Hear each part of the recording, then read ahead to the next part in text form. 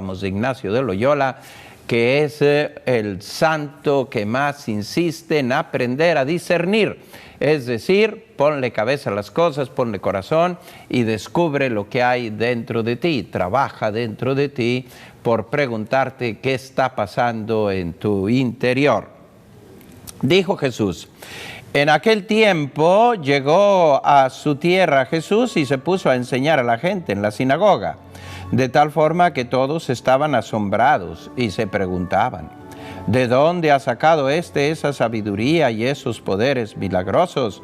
¿Acaso no es este el hijo del carpintero? ¿No se llama María su madre y no son sus hermanos Santiago, José, Simón y Judas? ¿Que no viven entre nosotros todas sus hermanas? ¿De dónde pues ha sacado todas esas cosas? Y se negaban a creer en él. Entonces Jesús les dijo: un profeta no es despreciado más que en su patria y en su casa. Y no hizo muchos milagros allí por la incredulidad de ellos. Esta es palabra del Señor. Aquí tenemos un momento de la vida de Jesús. Marcos y sobre todo Lucas lo ponen en otro lugar del Evangelio. Ya hemos comentado que cada evangelista tiene una intención cuando se pone a escribir el Evangelio, y en este caso Lucas quiso ponerlo todo al inicio, como diciéndonos: este es un evangelizador. Vamos a ver qué tal le va al evangelizador en su pueblo, con su gente. Y así Lucas lo pone muy al inicio, por allá en el capítulo 4, después de que nos ha hablado de los inicios de la vida de Jesús, de la presentación al templo y todo eso, el niñito que regresa a Nazaret, Jesús empieza y entra en la sinagoga. Mateo no.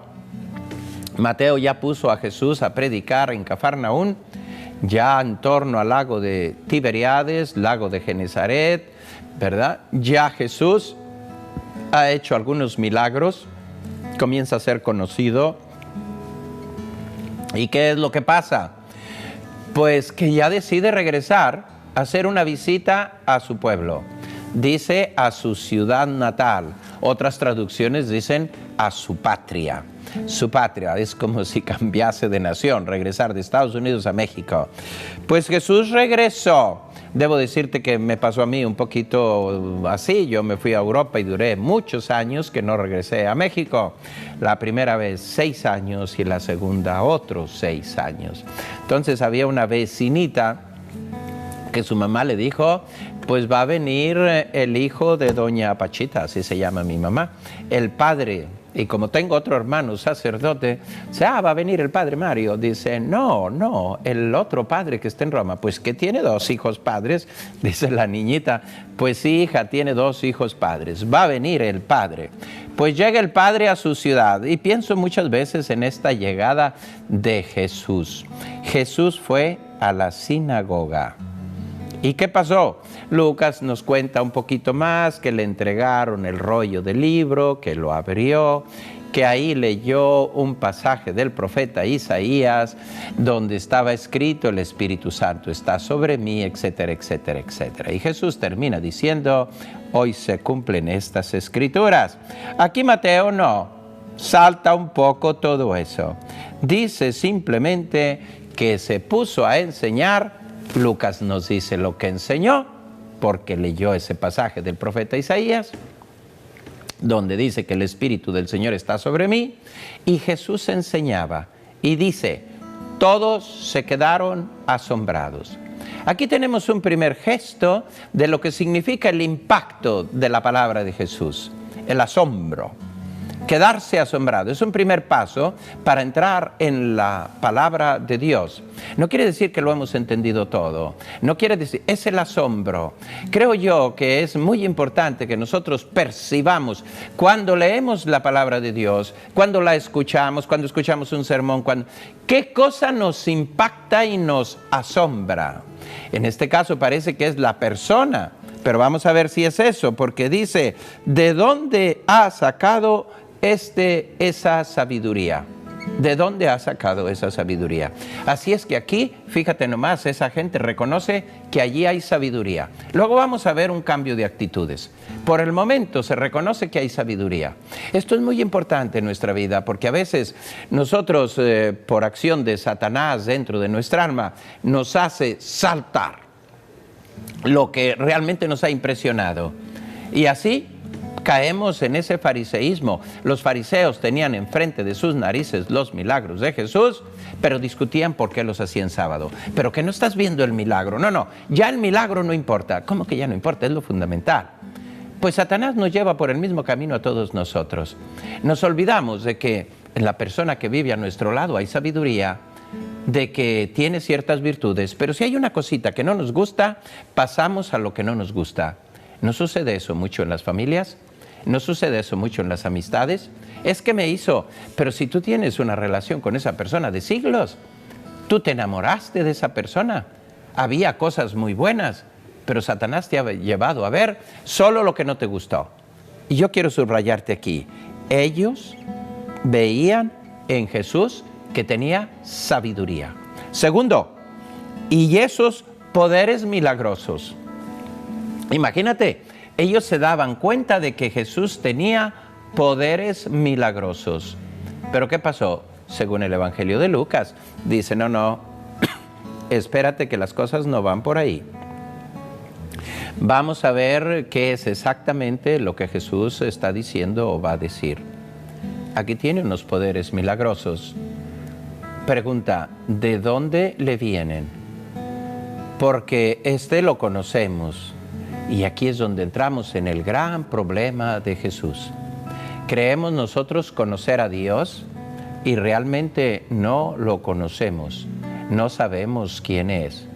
¿Por qué? Porque conocer a Dios pensamos que es tener un dominio sobre Dios. No te olvides que la palabra conocer en el lenguaje de Jesús, sobre todo en el tiempo de Jesús, tenía muchas connotaciones. Conocer una persona no significa solo saber su domicilio, su nombre, su apellido, su linaje. No significa saber cuánto gana, qué estudió y dónde está.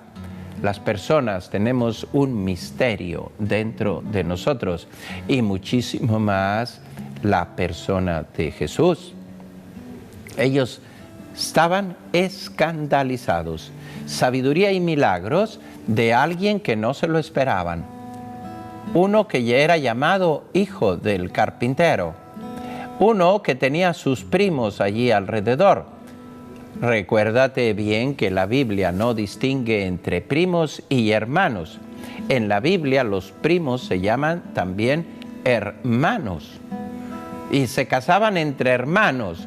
No, era uno de la familia, pero en el lenguaje semítico no hay la palabra primo, hay la palabra hermano. Por lo tanto, todos eran hermanos. Aquí muchos a veces me mandan la pregunta, ¿cómo es que dice la Biblia o dice el Evangelio que llegaron sus hermanos y sus hermanas? Quiere decir que la Virgen tuvo otros hijos y por eso nuestros primos los cristianos no aceptan la Virgen. Y yo digo, ¿por qué no la aceptas? No, pues no es verdad que fue virgen, porque dice ahí el Evangelio que Jesús tenía otros hermanos. Hija mía, aprende a leer la Biblia. No es fácil leer la Biblia, hay que formarse. Pero claro, si no tienes un poquito de formación para darte cuenta de los estilos literarios, de lo que está detrás de una escritura, difícilmente vas a entender la totalidad. Pues imagínate en este momento, todos en la sinagoga, los ojos clavados en Jesús. Jesús que explica ese pasaje de Isaías y que son unas enseñanzas nunca, jamás escuchadas. Vamos adelante con nuestro comentario del Evangelio. Les decía que todas aquellas miradas se clavaron en Jesús. ¿Has tenido tú alguna experiencia cuando todas las miradas se clavan en ti así? ¡Pum! No, sucede mucho cuando pues vas a salir a hablar en público, aunque sea un pequeño público. 20, 30 personas, una fiesta, vas a agradecer unas felicitaciones, tu cumpleaños. Peor todavía si tienes que tomar un micrófono. Hoy ya hay mucha más facilidad para esto.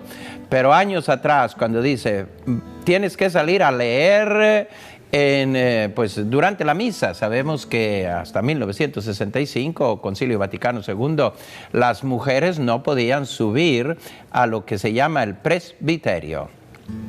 Cuando era chiquito, que era acólito, la monjita me decía, ¿me traes el florero de allí? Y dije, pues tómelo usted. Es que yo no puedo subir allá. ¿Por qué? Porque soy mujer. Ay, ay, ay. No entendía yo esto de que soy mujer. Pues muy bien, yo te lo voy a traer. Entonces los hombrecitos pues nos sentíamos muy ufanos porque podíamos subir. Luego el Concilio Vaticano II cambió estas normas y bueno, pues una mujer va a subir a leer la lectura. Y pues muy bien, ahí había unas que lo hacían y lo hacen muy bien. Hay otras que intentan hacerlo bien y destruyen todas las lecturas, pero en fin, es cosa de ejercicio, ¿verdad? Un poco de práctica, pero los ojos que se clavan en una persona. Una ocasión de este tipo, sientes tú que el mundo lo tienes encima. Pues Jesús tenía los ojos clavados sobre él. Tanto es así que el evangelista lo subraya. No le pasó desapercibido este gesto de toda la gente. Pero entre ellos se decían, oye, este lo conocemos. Este sabemos quién es. Sabemos de dónde viene. Conocemos padre, madre, hermanos, hermanas, que son los primos, como ya dijimos. Pues fíjate que es exactamente lo que sucede en muchas familias. A veces se encuentran personas y dicen, tú eres hermano de fulano de tal. Sí, qué fortuna, felicidades, qué maravillosa persona. Y el hermanito por allá en su corazón, sí, lo viesen ustedes en casa. Sí, lo conociesen mejor. Sí, ustedes conocen el rostro público, pero no conocen el rostro privado. A veces a las esposas dicen, qué maravilloso esposo. Sí, aquí es muy platicador, pero en casa no abre la boca. Yo a veces les digo, pues no le das chance, ¿verdad? Bueno, ¿cuántas veces nosotros no estimamos a las personas que tenemos en casa? Digo que con frecuencia hay que esperar a morirse para que te den un cumplido. ¿Por qué? Hasta que está dentro de la caja ahí, sacan todos su listita de cosas bonitas. Muchísimas gracias, papá, abuelito, por. Digo, ¿y se lo dijiste alguna vez en su vida? No, nunca. ¿Tuviste esa percepción de esta persona? No, nunca. ¿Expresaste alguna vez tu gratitud por tener un papá, una mamá, un abuelito? No, fuiste solo uno que exigía de esta persona, ¿verdad? Veo por aquí los abuelitos que se los traen aquí a California para que cuiden los niños. Y el fin de semana, quédate aquí que nosotros nos vamos de picnic. ¿Por qué tú nos estorbas? O te vamos a dejar otra vez los niños el sábado porque vamos a ir con el comadre, con la comadre, con el compadre y vamos de fiesta y los niños nos estorban y tu abuela quédate aquí. Tu función es cuidar niños.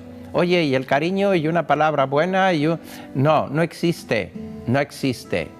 ¡Qué tristeza! A Jesús le pasó exactamente lo mismo. No conocían el Jesús que tenían cercano. ¡Qué tristeza que hay que esperar a morirse para que te valoren un poquito! Pregunta, ¿de dónde pues has sacado todas esas cosas? ¿De dónde? No creemos. ¿Por qué? Porque no nos fijamos en las cosas que tiene. Estamos dándole vueltas de dónde las sacó. Pero si las tienes enfrente, ¿por qué no crees en ellas? No, porque no las ha sacado de donde yo digo, de donde yo quiero. Eso es triste, es muy triste. Pues ahí está la situación. ¿De dónde lo ha sacado? ¿De dónde lo ha sacado? No lo sabemos. Y las cosas son hermosas. Dice acá que tenía palabras llenas de sabiduría, enseñanzas maravillosas. ¿Recuerdas? Alguna vez te conté una historia y la voy a volver a contar porque es muy ad hoc, ¿no? Viene al cuento. Dicen que una vez había un señor que tenía un tronco de cerezo en la puerta de su casa. Y pasó un escultor y vio ese tronco. Y vio el color, el corazón del cerezo dentro del color de la madera. Y el escultor dijo, este es un tronco, una madera muy apta para hacer un crucifijo. Entonces le dijo al señor del tronco, al dueño, oye, ¿me vendes este tronco de madera? Pues sí, ¿cuánto quieres por él? Se pusieron de acuerdo y se lo llevó. La madera ya estaba suficientemente seca, ya tenía muchos años ahí. Y el escultor empezó a esculpir un crucifijo. Empezó a darle forma, figura, cortó la parte de donde iba a sacar los brazos para luego pegárselos y del resto sacó una pieza maravillosa. Y como era un buen escultor, dio una expresión al rostro de Cristo, hizo un Cristo agonizante, no un Cristo muerto. Como esas figuras de Cristo que son verdaderas obras de arte, ¿verdad? Agonizante. Cristo que está en los últimos momentos de su vida. Es bien difícil poder meter ahí adentro pues todos los sentimientos, las actitudes, los sufrimientos, los pensamientos de Cristo. Total, que se lo regaló a la iglesia del pueblo y ese crucifijo comenzó a hacer muchos milagros. Muchos milagros. Y la gente venía y pedía y se le concedía. Y el dueño del tronco dijo, ¿pero qué hacen? ¿A qué cosa le rezan? Ese es un tronco que yo le vendí, ¿verdad? Y no quería aceptar que hubiese milagros. Y no creía, porque para él seguía siendo el tronco. Pues no sucede lo mismo muchas veces en tu casa. ¿No le sucedió lo mismo a Jesucristo aquí en su casa? Estos no aceptaban, no creían en él. No importan los milagros que están enfrente, no importa la bondad de la gente que vive contigo, en tu habitación, en tu casa, dentro de las mismas puertas, que comen en la misma mesa. Tales dones no tiene. ¿Por qué? Para mí es un tronco. Y ahí termina, ¿verdad? Pues ahí está. Es triste, pero así es. Dice el Evangelio que Jesús entonces dijo una de esas palabras, ¿verdad?, que han quedado por ahí, nosotros las usamos en nuestra cultura occidental. Un profeta no es despreciado más que en su patria y en su casa. Y no hizo ahí muchos milagros por la incredulidad de ellos. Esto que subraya Mateo lo está diciendo a una comunidad que se comenzaba a formar.